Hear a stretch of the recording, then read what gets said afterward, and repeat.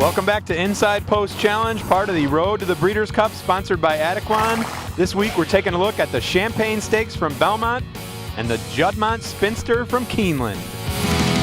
Hi everyone, I'm Tom Law. I'm joined by Ed DeRosa. Ed, we got opening weekend of Keeneland coming up. Awesome.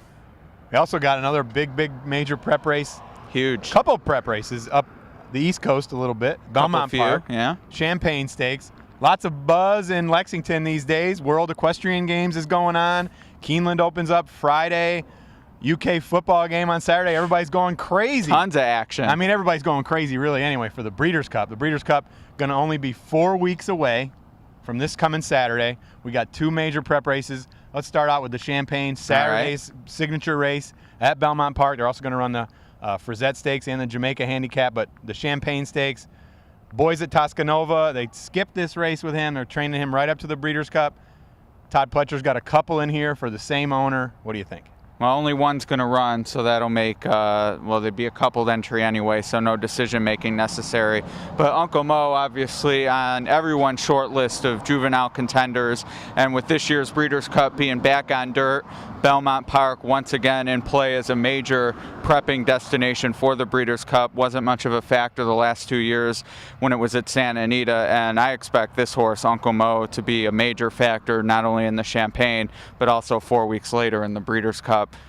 You know, it's one thing to win a maiden anywhere by a lot, but when you win by that much at Saratoga, you have to pay attention. Yeah, Uncle Mo, I was actually at Saratoga the day he ran first time out, and very impressively. Did you save the program? I did. He Nice. was on the Travers Stakes undercard. I believe I already delivered you the program. Oh, you saved it for me. I did. Thank you. I already brought it and already gave it to you. I appreciate that. But anyway, Uncle Mo, I mean, it was a pretty decent field that he was up in there against. I mean, but he did it the right way, fast time, drew off the way you're supposed to. I mean, he was supposed to be the one that they were really high on, and he's the one that really delivered.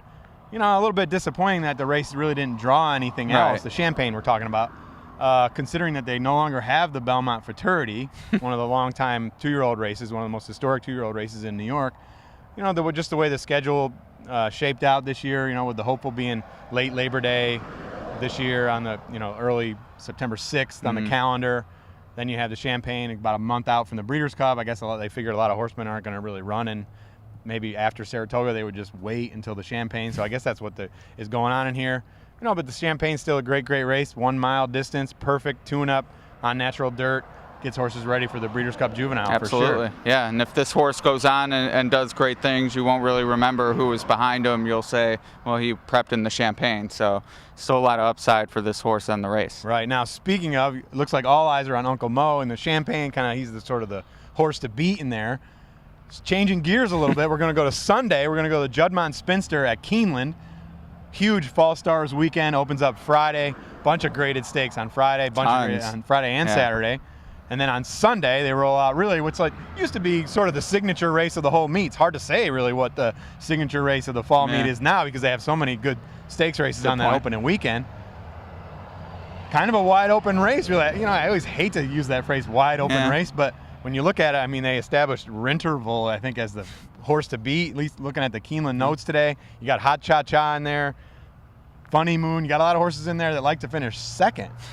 So it's going to be hard to come up with a winner. Yeah, I think so, and that's good value for a horse player if you like what you see. The interesting thing about this race is it's a prep for the Ladies Classic, but really no championship implications to speak of because Zenyatta has that locked up. So this race, while you know major prep for the Breeders' Cup, not much on the Eclipse Award picture. So to me, it is hard to that adds an element of another variable to who's pointing for what race. What does this really mean? Why are the trainers going for this race? But Rinterval was entered against Zenyatta last week, flipped in the paddock, but is okay. Hopefully no death threats this time around, and she'll be awfully hard to catch on the lead. I think a lot of closers in this type of race, and maybe she can steal it. Yeah, well, you mentioned why a lot of horsemen are running this race. $500,000 grade 1, certainly a nice picturesque setting out of Keeneland. No reason to not show up. Right. Through a field of 11. Well, I mentioned Hot Cha-Cha on here. I like her. I do like her going down the road, maybe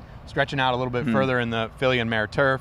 She might be worth a look at a price in there. She's run well in Kentucky on the turf. Local guy, Phil Sims, great horseman and really well respected. I'm going to go out a little bit of a limb and go, it's tea time in here. Horse ran at Keeneland last spring, I believe, in the Ashland Stakes. Ran up at Saratoga, ran pretty well. Maybe she likes Keeneland. I'm going to go take a shot with her. I'm not sure what the price is going to be, but there's just too many in here that like finishing second. Right.